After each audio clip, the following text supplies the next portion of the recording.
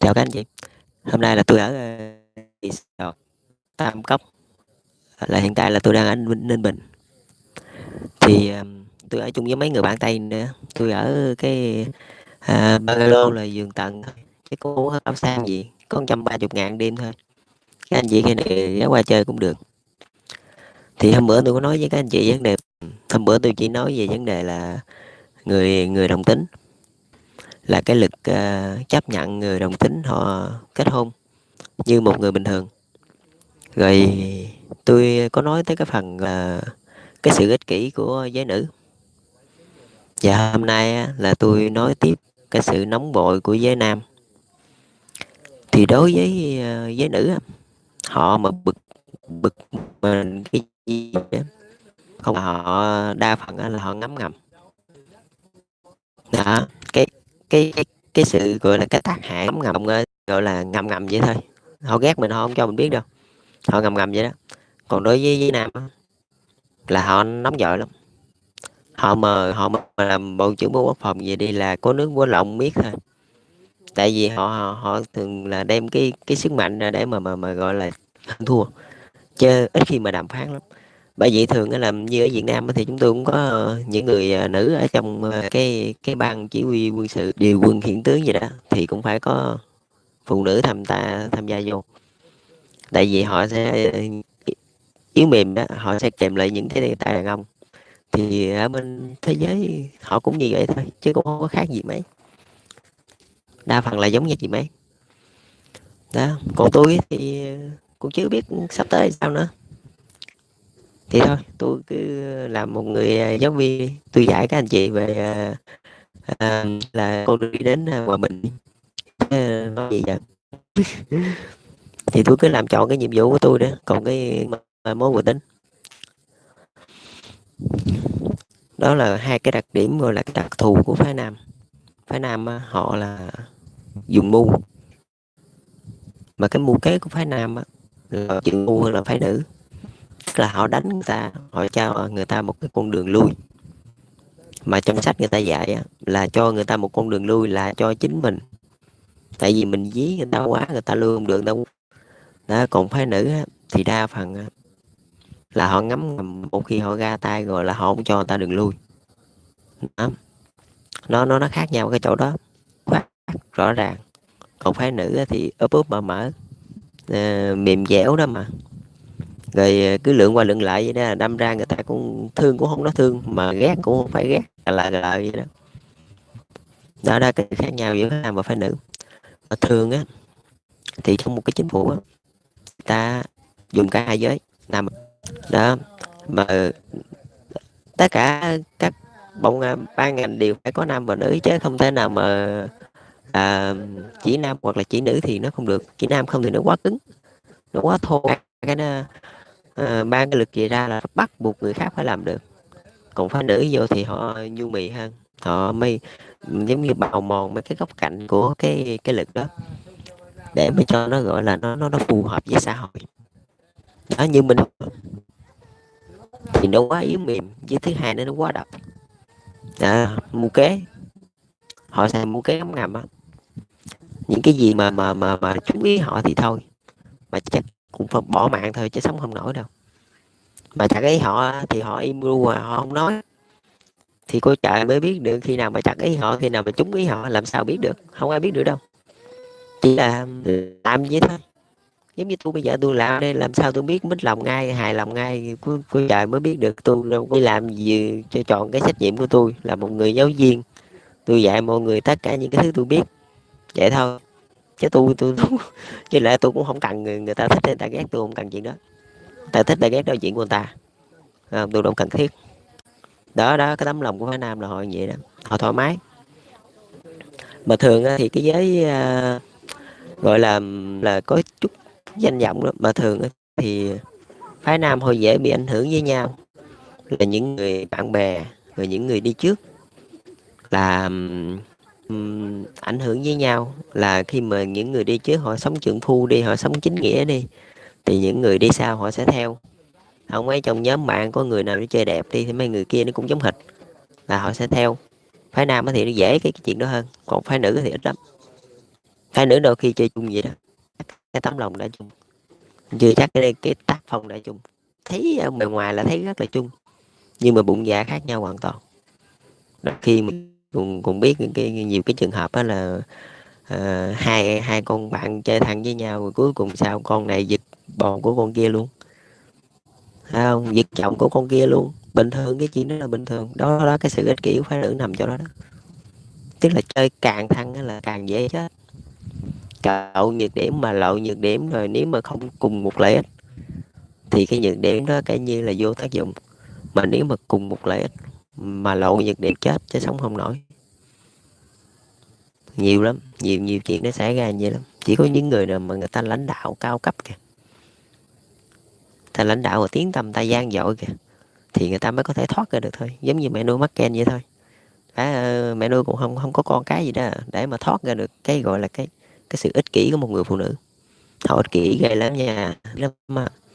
Họ thua mình bữa nay phải không, phải không, như là mình đánh một set pizza đi, bữa nay tôi thắng anh, phải không, kể như là mình là đỏ sức bình thường, không có gì quá ăn giận, đó là chuyện bình thường, tại vì núi cao còn có núi cao hơn, phải không. Nhưng mà đối với phụ nữ phải không, bữa nay mà tôi mà thắng chị phải không, là tôi thấy mẹ tôi rồi, không có đánh pizza với tôi, chị không chơi pizza tại vì chị biết cái môn đó chị chơi không lại tôi, chị chơi môn khác, cái môn mà tôi đỡ không nổi nè.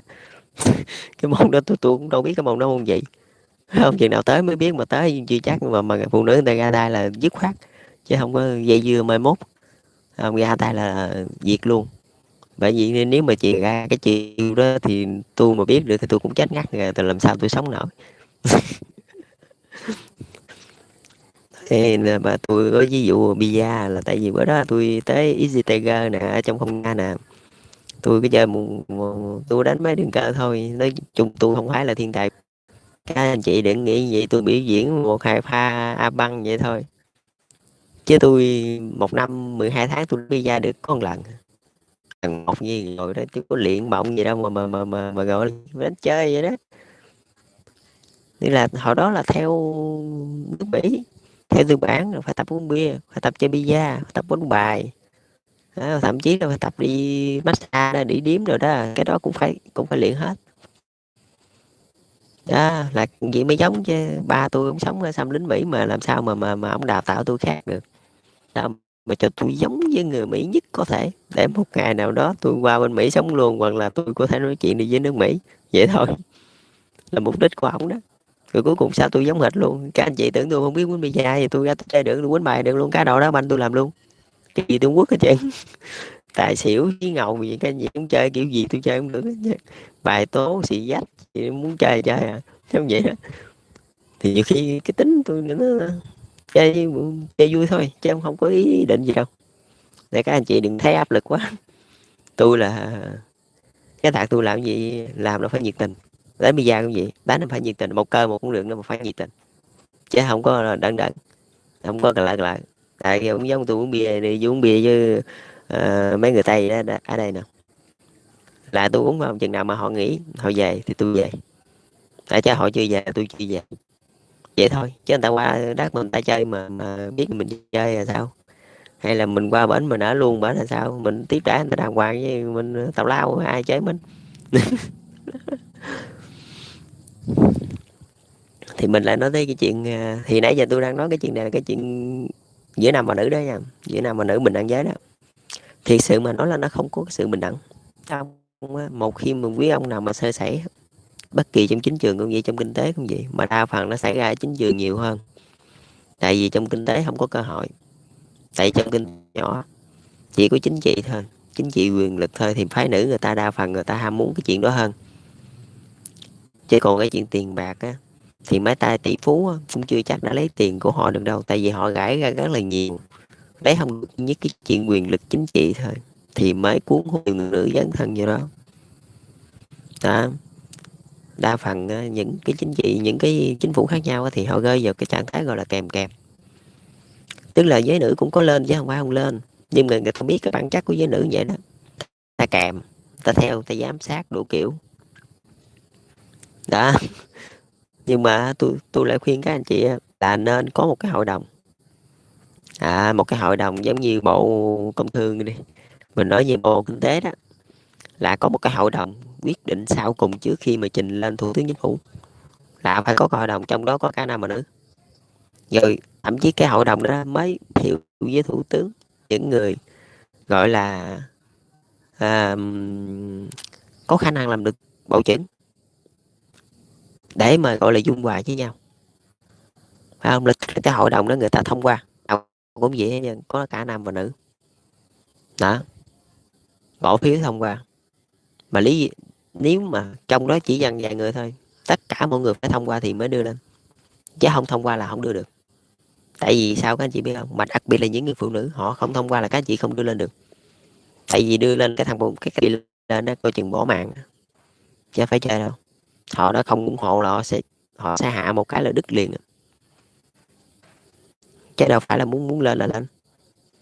Đó, mình phải thông qua rồi mới đưa lên, còn họ không thông qua thì không đưa lên, đưa người khác, họ chấp nhận. Vậy thôi, bình đẳng là chỉ như vậy thôi.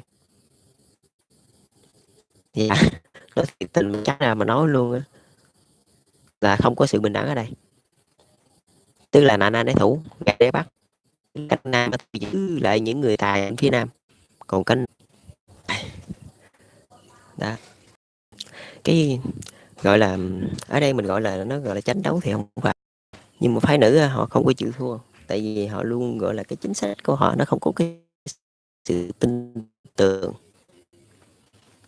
Là thì tôi nói là kỳ trước video clip trước á, là tôi đã nói với các anh chị rồi, là họ luôn ưu tiên cái lợi ích gia đình họ là số 1, và cái lợi ích của đất nước họ xếp ở hàng 2. Mà nếu có cái tổ chức gì đó, họ có cái tổ chức gì đó là cái tổ chức đó là số 2, còn cái đất nước là số 3, chứ không có vụ tức là lợi ích bụi đó, là cái đó là không gọi là không có dung hòa như là bình thường. Mà nếu mình ở đây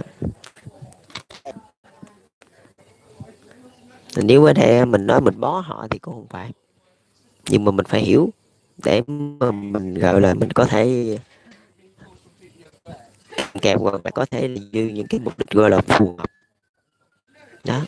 Mà khi có một cái hội đồng như vậy thì phái nam họ cũng không thể cứng quá, thì cũng không thể mềm quá, với lại những cái chiêu mà gọi là độc hại chắc cũng không được, tại vì nào gì chia ra làm hai thành phần ở trong đó, rồi một cái thành phần nam, một cái thành phần thứ hai bên họ nắm tay nhau chặt hết trơn rồi đó.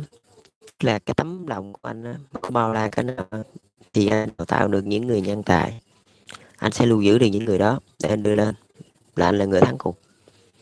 Còn bên kia họ khó lắm, họ không thể nào mà có nhân tài là họ không có đào tạo được đâu, mà họ sẽ canh những cái người bên phái nam mà sơ hở là họ xử cái đám mà phái nam đang đào tạo đó. Mình mở ra ở đây em là để mình cảnh giới với mọi người rằng cuộc chiến nó luôn tồn tại, hòa bình rồi, hòa bình thiệt rồi đó, tức là không còn tiếng súng nổ nữa. Nhưng mà cuộc chiến bây giờ là nó độc hại hơn cuộc chiến ngày xưa, thì cũng giống như bên Việt Nam thôi, hòa bình xong rồi đó thì ngấm ngầm nhau, rồi cạnh tranh nhau, rồi đâm chém giết mấy đứa nhỏ nhỏ đó như tôi rồi nè, có biết mẹ vậy đâu. Thà là tôi nói thì gì ra chiến trường mỗi thằng một cây súng thì chơi kiểu gì cũng được, ngấm ngầm thì thôi tôi cũng thua rồi, với lại tôi cũng đâu có rành đâu. Thì khi mà mình đưa một cái bộ vô như vậy đó, ban bệ cấp trung ương đó, là mình đưa nó ra là như vậy đó, ở trong đó họ sẽ đấu tranh với nhau, và chính từ cái chỗ đấu tranh đó họ mới. Tại vì sao? Thua là chịu thua, phải không? Thua mà muốn hạ bên kia muốn dở diêu chắc cũng không được đâu, tại vì đã thua rồi. Mà nếu mà không cho vô á thì lại nói là đàn áp, phải không? Chỉ còn cách duy nhất thôi là phải cho nữ vô, tức là có một cái tổ gọi là cái tổ cố vấn đặc biệt đó, cái tổ đó là cái tổ quyết định giới thiệu ai lên làm bộ trưởng đó. Cái tổ đó đó thì bên nào tôi cũng vậy, chính cái tổ đó trong đó nên là như thế nào thôi, mà phải có nam và nữ đó. Mà nhiều khi mấy ông cũng đưa con cháu, mấy ông cũng mấy bà đó, rồi hai bên cạnh tranh nhau, mà chính vì cái cạnh tranh đó mới làm cho con người ta luôn thức tỉnh, chứ nếu không có ngủ say trên chiến sắn rồi một ngày cũng tiêu tan. Mà nếu mà mình không đưa phái nữ vô á, chính là người ta vậy đó, hẹp hòi vậy đó, ta sâu độc vậy đó, mà mình không đưa người ta vô, người ta nói mình là trọng nam khinh nữ, khổng tử, buộc lòng mình phải đưa vô, mình đưa qua các năm rồi. Sẽ trải qua những cái bài học gọi là đắng còn hơn thuốc độc. Việt Nam chúng tôi trải qua rồi, chính vì cái chỗ bình đới đó, bình đẳng với nam và nữ đó, nhiều cái án mạng nó xảy ra, mà nhiều khi các anh chị ôm con các anh chị, mà các anh chị nó nói chết là tài các anh chị thấy cái đó nó làm cho con người ta luôn thức tỉnh, chứ không thể nào mà gọi là mù mờ gì ở đây được. Đó, ở đây là chính chỉ là quyền lực, là tranh đấu. Giờ mình không có đấu, không có chiến tranh nữa, mình không có xâm lược gì ai chứ, con cái họ nó sẽ rất là lớn, và họ thấy người khác lên mặt họ xử. Đó, khúc đó là khúc lãng mạn liên tục. Tưởng mà tranh, thay vì là chiến tranh đó, thì tôi bắn anh một phát súng, anh bắn một phát súng, tôi là chết thật. Bây giờ phải chiến tranh nó ngấm ngầm cái, tức là tới hồi mà các anh chị chuẩn bị chết thì các anh chị mới hay thôi, chứ không chả biết nó làm cái gì nữa.